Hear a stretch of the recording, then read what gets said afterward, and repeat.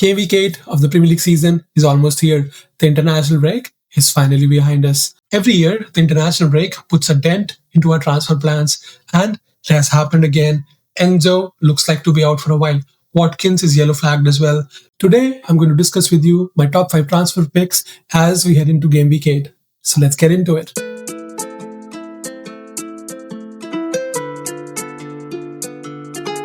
If you're still watching this video, please drop a like and subscribe to Balba Javarat. We are at 44 subscribers right now, so close to 50. Once we reach 100 subscribers, we are going to do a giveaway. Right, so I wouldn't bore you any longer, so let's head into it. Now, before I give you my top 5 picks, let's look at the fixture ticker. Let's look at who these Premier League clubs are playing over the next 6 game weeks. Now, as you can see on your screen here, Chelsea looks like they have the best set of fixtures from game week 8 till game week 13. On the other hand, clubs like Manchester City, Manchester United, Tottenham, Newcastle, they are way down. Now, you'll notice in this video that one of the players I'm asking you to get in is actually a Chelsea player. The other one's from West Ham, and I've got 3 Arsenal players in there as well.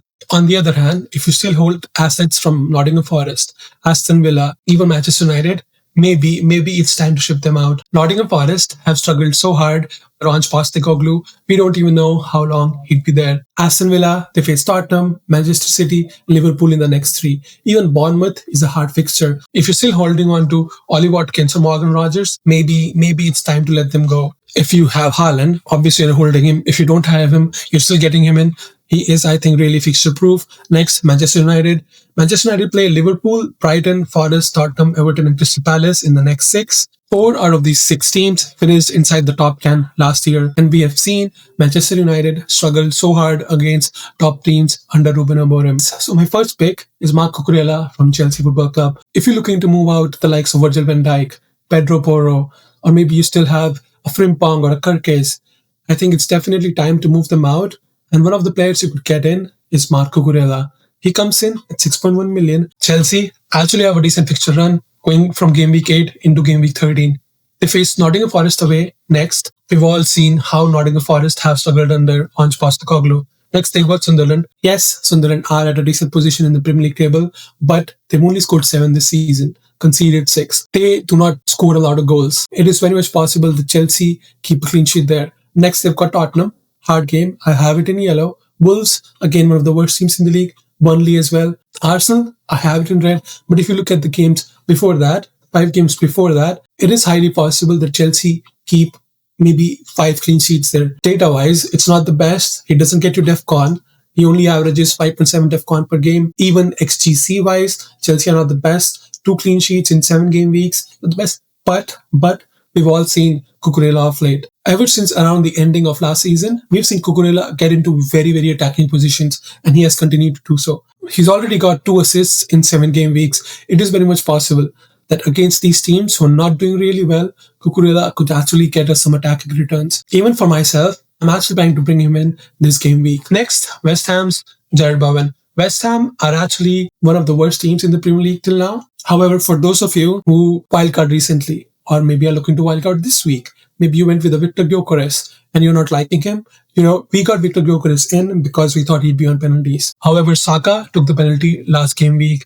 Gyökeres actually asked him for the ball, but Saka said no, that I want it. It is still very much possible that Gyökeres takes Arsenal's next penalty. But with the confusion around it, I don't really trust it. I myself have Gyökeres in my team. Maybe I look to move him out. And one of the options that I'm looking at is Jarrod Bowen. I actually started the season with Jarrod Bowen.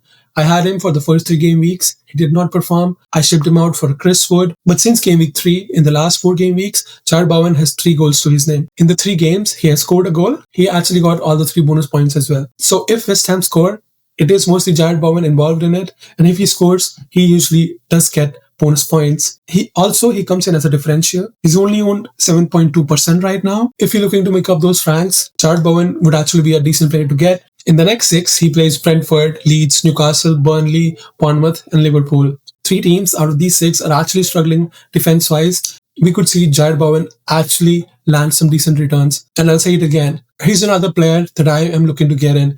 I still haven't decided. We still have 4 days to go before the deadline. Maybe I'm going to move Gyökeres out. And if I move Gyökeres out, Jarrod Bowen might be the player that I get in. Next on my list is Arsenal's Declan Rice. Mind you, I've got 3 Arsenal players after this. So starting with Declan Rice, Arsenal's fixture run, as I've said before, is one of the most decent. Declan Rice, I actually wanted to start the season with him, but I didn't go with him. I was like, oh, he's a defensive mid. I want to get more attacking players. But he already has a goal and 3 assists to his name in 7 game weeks. 6 bonus points as well, and these alone have come in the last 3 game weeks. He is on Arsenal set pieces. Arsenal score lots of set piece goals. He is bound to get you a few assists. If you look at the fixture ticker, they've got Fulham, Crystal Palace, Burnley, Sunderland, Spurs, and Chelsea the next 6. Also, Declan Rice is another player that I've been looking at for a while now. It's just I can't decide who I want to give my third Arsenal slot to. Next on my list is Bukayo Saka. Bukayo Saka, he's back. He looks to have put his injury issues behind him.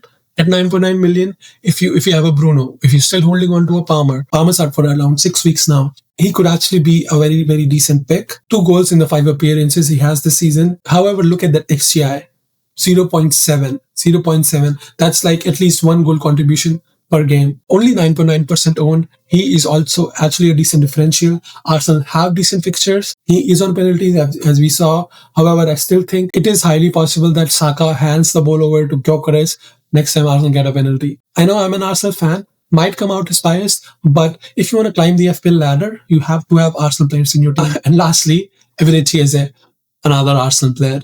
Why Eze? I have been so not sure about Eze this season. However, with Odegaard out now from 4 to 6 weeks, I think that number 10 spot in Arsenal's team is Eze's. We have seen what he accomplished at Crystal Palace in that role.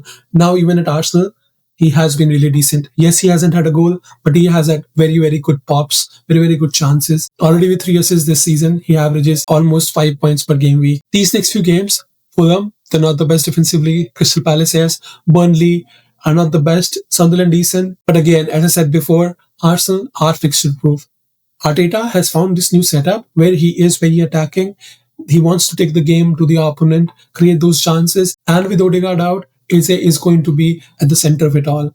He's another player that I'm looking to get into my team this game week. So that's it from this video, guys. If you like the content, please like the video, share and subscribe. Also put down in the comments, what do you think of these picks I've suggested? What are you looking at going into next game week? Do you have any queries? If you have any queries, put them down in comments. I will make sure I cover them in the next video. In my next video, I will review my game week 7 and share with you my transfer plans going into game week 8. Thank you for watching.